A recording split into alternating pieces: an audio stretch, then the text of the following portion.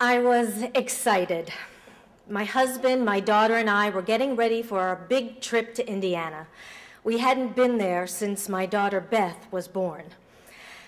I was also a nervous wreck because this was no ordinary trip. We were going there to see my daughter's birth mother, Kim, and Kim's family for the first time in 2 years.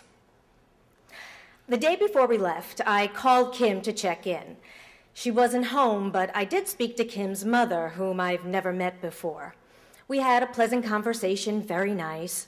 Heard so much about you, my husband and I looking forward to meeting you, that sort of thing. However, there was one thing she said to me that gave me pause. She asked, "How's our girl doing?" Our girl. I thought, what did she mean by that? Our girl. It wasn't the girl part that confused me. It was the our part. Was she implying that my daughter was theirs alone? But then again, how do you refer to a child who was born into one family and is being raised by another? And ironically enough, our girl was the phrase I wanted to use when talking about Beth to her birth mother and family. I thought that those two little words would let Kim know that she was part of a far bigger picture, that the daughter she entrusted to me would always be a part of her life, and that all of us, my family and Kim's, would be forever connected. Behind closed doors, with great emotion, I tested it out,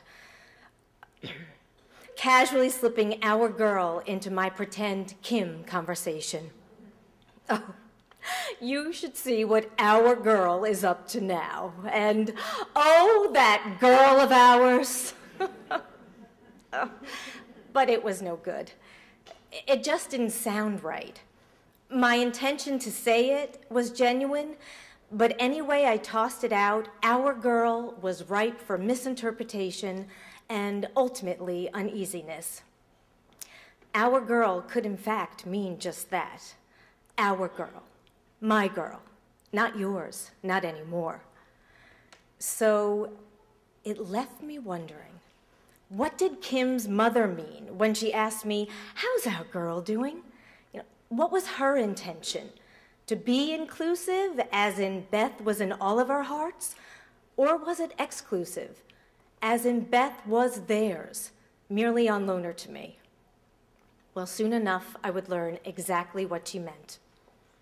After a full day of traveling, we arrived at the house that Kim shares with her 3 children and Ms. Our Girl herself, Kim's mother.